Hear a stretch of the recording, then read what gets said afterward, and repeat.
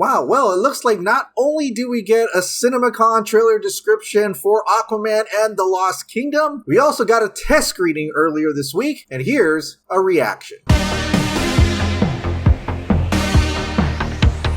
Hey, welcome back to the Ping Pong Flix. My name is Chris Wong. Apparently, Aquaman and the Lost Kingdom had a test screening. According to Big Screen Leaks, Aquaman and the Lost Kingdom had a test screening earlier this week. This was also corroborated by multiple scoopers, and essentially the reaction came out that it was pretty positive, but not great, which is very similar to the first Aquaman. And not to give any spoilers away, but it's pretty much like the first Aquaman. But most people just want to know if it's good, and overall, the reaction seems good. Now to the next part, it's gonna get into spoilery territory.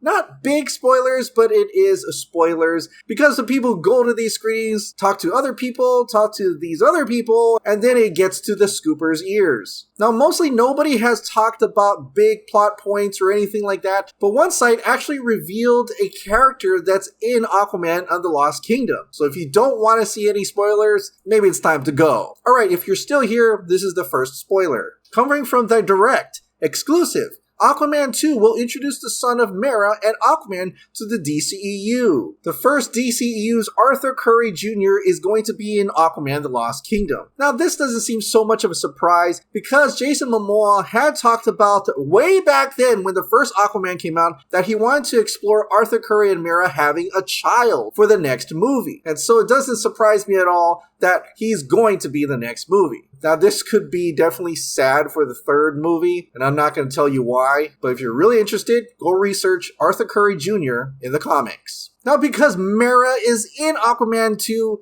we can't help but wonder, is Amber Heard still going to be in this movie? I mean, yes, Johnny Depp versus Amber Heard trial really has nothing to do with the movie, but the publicity or the negative publicity of that trial, it's deeply affecting whether or not people actually want to see this movie because Amber Heard is in this movie. Yeah, this movie is next year, so there's a lot of different changes that could happen, but how much change can happen? Is Mera an important and big character in this movie? Well, according to Grace Randolph, I hear Amber Heard has less than 10 minutes of screen time in Aquaman 2, which Daniel RPK also confirmed this as well. Less than 10 minutes? Well, if it's that little and if it gets really bad, I mean, some could argue it's already really bad, that they could literally just cut out that less than 10 minutes, and if they really wanted to, throw it as a deleted scene in the Aquaman Lost Kingdom Blu-ray.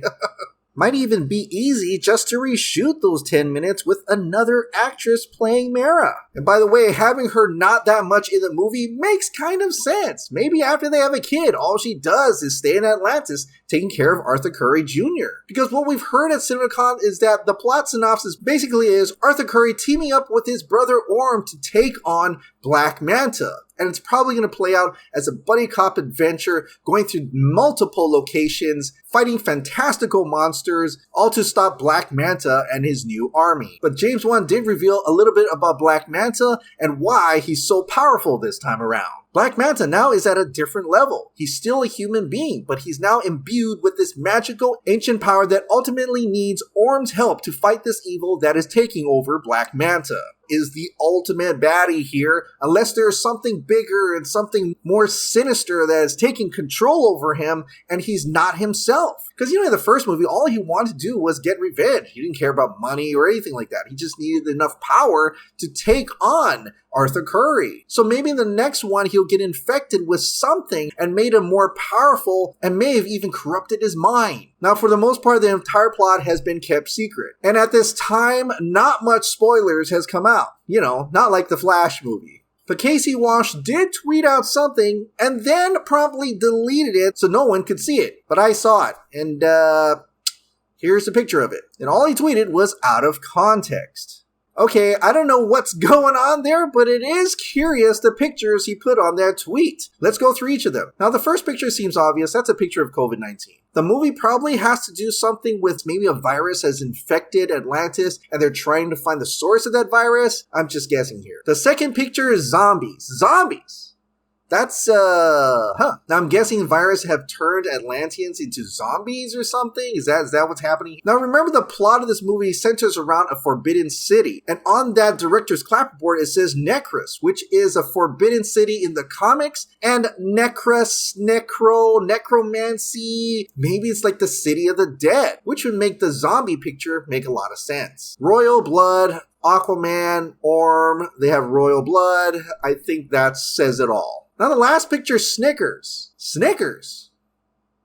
I have no idea. I don't know what this means at all. But there's like nuts in there, and I'm wondering, does this have anything to do with Michael Keaton's Batman? Because in the Flash trailer shown at CinemaCon, Michael Keaton comes out and says, "You want to get nuts? Let's get nuts." But then it could probably mean something else altogether. Maybe someone just eats a Snicker bar in the movie. I don't know. So that part, I have no idea what that means. But Casey Walsh also added this that was quite interesting. It sounds weird and fun in a 60s Batman kind of way. 60s Batman kind of way? So I'm guessing it's going to have a lot of cheese, a lot of cringe, which, a lot of the first Aquaman had. You see an octopus playing the drums. There are some cringy, cheesy moments within the Aquaman movie. And James Wan does make weird and fun. Even in the movie that's supposed to be a horror movie called Malignant, was pretty weird and fun. I really like that movie. So if he's adding all those elements along with the horror elements, maybe the darker elements, and the humorous elements, that sounds like a James Wan blockbuster movie, which is pretty much what we got in the first Aquaman. So it's safe to say that Aquaman and the Lost Kingdom is going to have that same flavor from the first movie, but it's going to be bigger, badder, and more explosive. Well, what do you think about the Aquaman and the Lost Kingdom test screening? Are you excited for Aquaman 2, or are you waiting to hear more? Share your thoughts in the comments down below.